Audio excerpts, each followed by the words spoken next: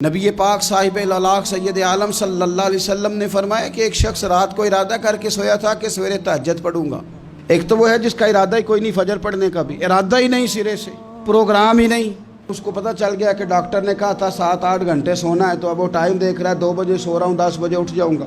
اس کی بیچ میں نیند ہے، صحت ہے، ڈاکٹر کی تنبیہ ہے، پر فجر تو شامل ہی نہیں۔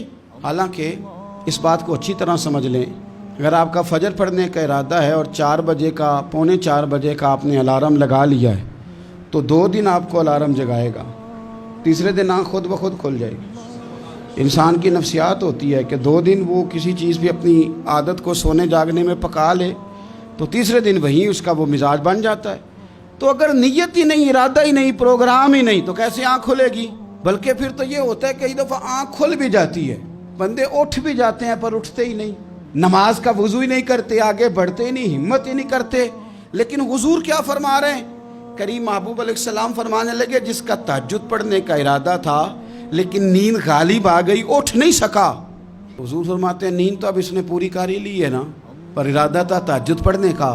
تو محبوب فرماتے ہیں نیند رب کی طرف سے صدقہ ہو گئی اور تہجد کا بھی اللہ نے ثواب عطا فرما دیا۔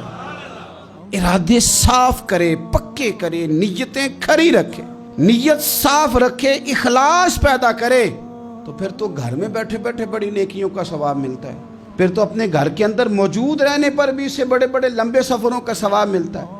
حضرت انس بن مالک رضی اللہ تعالیٰ عنہ فرماتے ہیں ہم تبوک سے واپس آ رہے تھے تو نبی پاک علیہ السلام نے فرمایا ہمارے کچھ بھائی ہیں بھائی جو بیٹھے مدینے میں ہیں، پر ہم نے جو گھاٹی بھی طے کی، جو سفر بھی طے کیا، وہ ہمارے ساتھ ہی تھے۔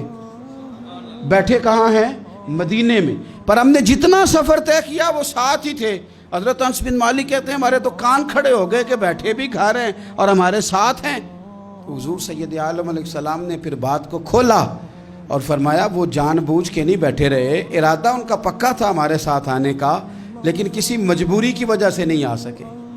کوئی بیماری نے آ لیا تو نہیں آ سکے، چونکہ وہ مجبوری کی وجہ سے نہیں آ سکے، آ نہیں سکے، لیکن رب کریم نے ہم جس سفر سے گزرے ہیں اس کا اجر انہیں عطا فرمایا ہے۔ ثواب میں، اجر میں وہ برابر کے شریک ہیں، چونکہ ان کا ارادہ پورا تھا، پروگرام پکا تھا، وہ آنا چاہ رہے۔